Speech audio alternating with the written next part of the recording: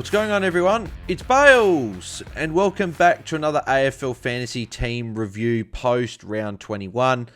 Yeah, not too bad. 24-25, the top 100 dream is now officially done. If there was still, I guess, 400 points, you catch up 100 points a week, you're still in it.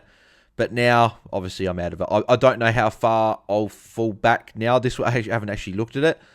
We only went up the 14 spots anyway, from 719 to 705 overall. So 5,150 round rank is not too bad. It was just I was missing a certain big ruckman that went 150, which sucked, because if I had him, I would have had a really good week, and then all of a sudden we might be talking about potentially still alive. But it is what it is. But we're still alive in the Content Creators Cup. We're obviously in the prelim final, so hopefully we can win and take that out.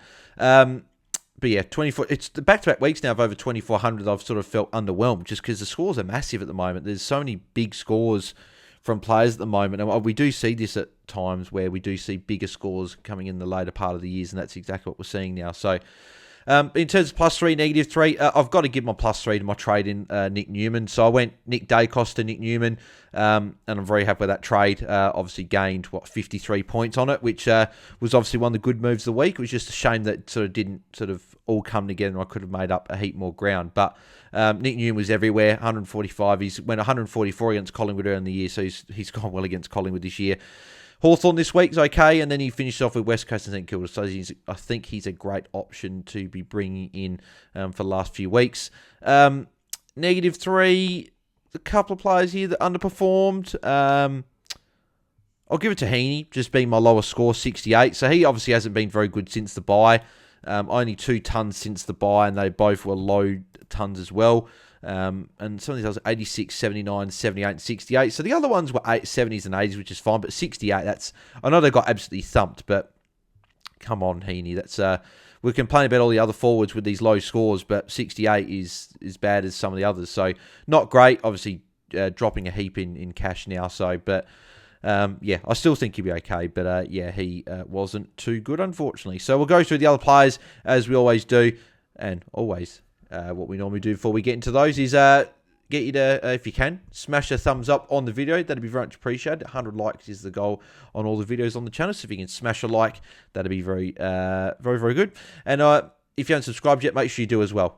We are tracking towards 2.7k. I think we're about just over 80 away from 2.7k. So if you haven't subscribed yet, make sure you do. We're doing AFLW fantasy content on the channel as well. So just because the men's season is coming to a close with only 3 weeks left, we'll still be doing AFLW fantasy. I'll be doing AFLW fantasy content still in the upcoming season as well.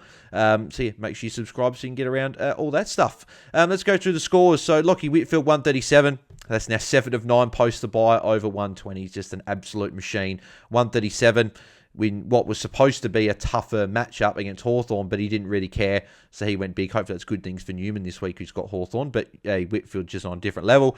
Could be the first player ever to hit. I don't think any player's ever hit 1.1 million. He's 21k away. He's got a break even of 111, so obviously you have to hit another 130 or 140, but obviously the way he's been going, he definitely could, so he could be the guy that does it. I don't think anyone's done it, or if they have, let me know in the comments, because maybe I've missed it, but I don't think anyone has. Sheasel, 100, solid again, just ticking over the ton. Obviously, Richmond was a good matchup, didn't touch the ball for the first 10 minutes of the game, which was interesting, but was all right, pretty good after that, so yeah, she's just getting the job done again. Nick Martin, first half, abysmal, and would have been my -3. Second half was fantastic. 64 points. Went really, really well. So he's got Gold Coast this week, who have been really good for a really good matchup for defenders of late. So hopefully Nick Martin can go well this week. Could be his last week in my team, because he's then got Sydney and Brisbane, so I could trade him. But I'll probably keep him for this week with a good matchup there. But yeah, at least he got to an 86. That's sort of probably what I'm looking at there. Tom Short, 107. Again, just continues to get these tons playing in this midfield role. Very hard to stop, and he's one of the informed defenders, so you need him. And he was very good once again. Obviously, Nick Newman, I mentioned before, 145. Very happy with that being, I think he was my top scorer. So it's always good to bring in the top scorer in your team. Obviously, just sucked I didn't have Tristan Cherry in my team. Hayden Young 106 was solid, had a really good first quarter, but was pretty solid throughout the game. He's got Geelong this week, great matchup for midfielders. I don't anticipate he'll be getting the tag to probably be Sarong, so Young, I think, will be able to go on his merry way and do quite well. Humphries with the 71 on the bench as always, and Carter Smith missed this week. I think he had personal reasons, so hopefully he's back next week so I can have him as an emergency in defence, put Dowling back in the forward line, and then have Humphries as my mid-emergency. Then we had Goulden 101. Considering they got smashed by 112 points, that's pretty good considering he got to the ton. He's got Collingwood this week, which I'm sure that we'll talk about him later on in the week in the captain's videos, but very good history against Collingwood, 117 average in his 3 games against them. So, definitely I think he's going to go better this week. I can't see Sydney continuing like this. I think they'll respond, and they'll respond in a big way. Back home, SCG. They have to respond after performance like that. Treloar 116. I decided obviously to take that. I would have been going into either a Zorko or a Sheasel, so a 105 and 100. So I'm glad I took it. I did consider Whitfield. He was one, and I'd also consider Marshall, but I was always looking at Sheasel and Zorko over those guys. I think I had Whitfield at like number 8 in my captains, and he would have been behind the other guys. But yeah, happy with Treloar on debut 116. Just sucked. I went Luke Ryan to him, and it cost me 5 points. But I knew Luke Ryan was going to go well after training him out. Josh Dunkley 83 did well to get there as well. Had 38 points in the last quarter. Just wasn't really good in the first 3 quarters. I don't know what was going on. Dunkley can do this sometimes where he just doesn't get involved, which was very interesting. But who do they have next week? I think I've got the Giants, so that's not a great matchup, but it could also be a good matchup if that makes sense. It's not a good matchup on paper, but I feel like Dunkley, that could be a highly contested game. I think he could do quite well, so hopefully he bounces back with a good score. Bont 135 was great. His first quarter was insane, 62 points. He's still the best player in the comp in my eyes. Whether he wins a Brownlow or not this year, I still think he is, and he performed really well. Tom Green, 84, obviously a little bit lower against Hawthorn, which normally happens, but he does have Brisbane this week. The Giants did actually play quite well against Brisbane early in the year, and he scored a 127 with 37 disposals, 5 marks, 5 tackles. So if he could replicate that sort of game, that'd be great. But obviously Brisbane are a lot better at this point. Giants have gone down a little bit, but they're in the. I think they are in the top 4 now. So it'll be a good game there, and hopefully Tom Green and Dunkley can get amongst the points there. Zach Merritt 118 was good. That's I believe that's his best score for a fair while actually. The 118. Best score since round 17, and that's it. The best before that is his best score probably since round 12 against Gold Coast, which fair enough he plays this week. But yeah, Merritt, very, very good. Happy to still have him there with a 118. Connor Rosey, 126 is really good and a tough matchup. I wasn't sure how he was going to go. Melbourne this week, the MCG. I'm hoping he has another really good game. It's a good matchup. But 126 against the Swans. I know they won by a lot, but 126 in a tough matchup is still good. Sarong, 92. Again, still got plenty of the ball. It's just his marks and tackles just aren't really there consistently. He still had 29, 32 disposals, but only 2 marks, 3 tackles. That's just the unfortunate thing, keeping his scores a little bit lower. Hopefully he can go well against Geelong. It's a good matchup on paper, but obviously we know that Geelong do run tags, so it'll be interesting to see if they do put anyone onto Sarong this week, or if they let him run free. Dowling obviously 46, and Callum McCauliffe didn't play. Marshall 131 continued on his great form. Again, another really tough matchup, but scored a 131. Tough matchup last week, scored a 135. He's now got Richmond, Geelong, and Carlton. I think you need to get him in if you can, or just try and get him in, because he's the number 1 scoring player this year. I think he's the number 1 averaging player as well for the year. And I think, but actually Tristan Cherry, he'd be pretty close. 111 for the year. So, but Marshall, I think, you just need to bring him in. Tim English, normally 98 would be okay, but when you've got Tristan Cherry outscoring by 52 points, it obviously doesn't feel good, that 98. So, back-to-back 90s. He's got the Crows this week, which is decent enough. And then he finishes off with North and Giants. So North is obviously not a great matchup, and Giants a bit iffy, but because it's at Mars Stadium, I'm not a big fan of that matchup there. Barnett obviously didn't play. Flanders 73 was quiet. Obviously 71 points the first 3 quarters was decent. I think he was on over 50, or he might have been near 60 at half time, and really quite second half. Only 2 points in last quarter as well. Sat 13 minutes on the bench, which is very interesting. But he'll respond, I'm sure. He's got the Bombers this week. I expect to bounce back, but it was just interesting that he didn't have a good end to the game there. Zorko 105. Probably thought he'd go a little bit bigger than this. Brisbane won by a fair bit, which I thought would mean a fair bit of late sort of junk for him. He went well in the last quarter. He got near 40 points, but his first 3 quarters were a bit... First quarter was really good. Then his second and third quarters, he was quiet, and then his last quarter was good. So 105 you still take, but yeah, obviously we probably thought he was going to go really big. But at the end of the day, forward getting 100, we will take that. Jai Caldwell, 116. Good to see him respond after a few quiet weeks. Back-to-back scores under 100 and then back to 116. So back to sort of the form that he was in before that. Gold Coast, Sydney, Brisbane to finish. Gold Coast is decent enough, but last 2 are a bit hard. But then again, we're not trading Caldwell to any other. There's not really any other options we're really going to, I don't think, in the forward line. Heaney, obviously mentioned before, hopefully responds this week. Dylan Moore, 88. Looked like he was going to go for another ton this week, but again, a little bit like last week, sort of slowed down in the second half, particularly the last quarter. 88 again. Obviously, they lost and got overrun in the last quarter. Obviously, finishes off with Richmond, North Melbourne. Carlton this week, but it is at the MCG, so obviously big open ground suits Dylan Moore. I think he scores the MCG this year are normally pretty good, so... hopefully puts up a good score. And then, obviously, Gray was my loop for Treloar, and then also Toby Green, 94. I was pretty happy with this.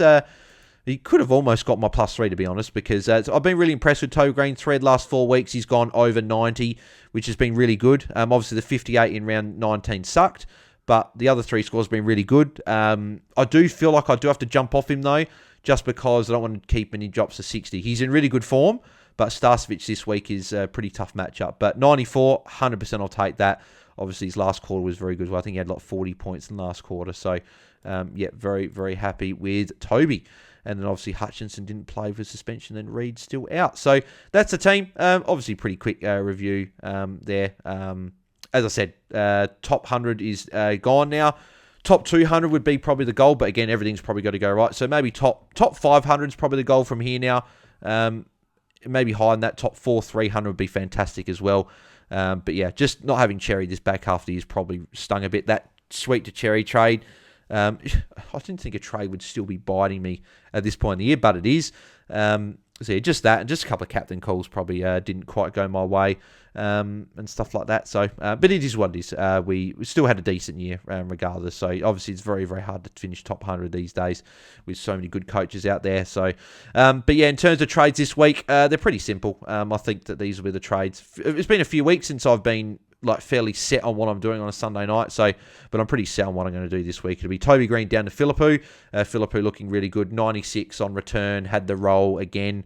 Played a bit more forward when the game was over in the last quarter. But Richmond this week, I anticipate he'll play full-time mid pretty much and go quite well. Then he's got Geelong, which is 2 good matchups, and make money from that. So I'll go Green to Philippou, and then I will go English up to Cherry. I think I need Cherry. It's as simple as that. He's back-to-back 150s. He's got West Coast this week. It's a great matchup. When Flynn hasn't been there, Williams have been a lot easier to score against. I think Cherry's going to go really well. 129 against West Coast early in the year. He's just a walking, he just guarantees you tackles. Each week's ridiculous. He guarantees you at least 6. Look at that. Since round 16, he's had 1 score below 118, which was against Brodie Grundy, which is a tough matchup. So it's ridiculous how good he's been. He's definitely been probably the pick of the season. 1 score below 80 all year. He had a couple of 80s early in the season, but since round 9, when he got the 57, he's been very, very good. So could even be the guy we start with next year as our R1, potentially. So his tackle numbers are always so good. He laid 7 in the second quarter. There's going to be a game where he does lay 15 tackles and he puts up a 170. It's going to happen. So, and he's taking more marks as well. Back-to-back weeks, 5 and 6 marks. That's, I believe that they're season bests. Yeah, they are. At the start of the season, he had 5 in that game, but then he really quiet through here. Had 5 against the Bulldogs there, but very much 2, 3, 4 marks. But last 2 weeks, 5 and 6. So West Coast Bulldogs, obviously great matchups, back-to-back weeks, and Hawthorn's pretty good as well. So yeah, Cherry I've just got to bring in. I'm sick of watching North without having Cherry, so he'll come in for me this week. The only other option I could do is go a Young or a Martin to a Sinclair, but Young and Martin have got decent matchups this week, so I feel like I'll keep them for 1 week and maybe do a trade for them next week or something. So yeah, that's what I'm looking at doing. So let me know in the comments below, guys, how you guys went in round 21. Let me know your score, your round rank, your overall rank, and your plus and minus 3s for the week. And put what your goal is for the last 3 weeks. Is it top 100, top 1,000, top 2,000, 5,000, 10,000? What's what's your goal for the last few weeks? Let me know in the comments as well. And if you've got any questions, as always, put them in the comments. And if you'd also like to ask me a question on Q as well, then you can head over to askmeonq, spelled qu.com/AFL Fantasy Fanatics. You can answer all your trade questions, draft-related questions, captain, vice-captain questions, or team-dependent questions where you can screenshot your team, send them through, or type out your whole team. Pretty much ask anything you want, or if you don't know what to do, you can send that through and I can answer that for you. Small fee for that one there, but it does help support the channel, and it also gives you a more in-depth response to what I could give you in the comment section on the videos or as an individual message. So if you'd like to hit that up and support the channel, then the link is at the very top of the description, so you can't miss it. But yeah, make sure you smash like on the video. As always, 100 likes is the goal, so if you guys can like it right now, that'd be fantastic. And make sure you subscribe to the channel if you haven't already, so we can hit 2.7k subscribers before the end of the season. So yeah, obviously be back tomorrow night with the Tuesday night Q&A. We've got the Warn Dog jumping on, which will be really good to chat through a few things with him. And obviously he's in the good time because he's in the Content Creators Cup prelim final against Luke this week. So it'll be interesting to see how those guys go. And I'm obviously up against Mitch, so I'll be keen to see how the matchups do go. But yeah, that's how we're looking for the week. And then trade talk, captains, and all the usual stuff. So yeah, thanks guys for tuning in. I'll catch you guys tomorrow for the Q&A. So thanks guys, I'm out. Cheers.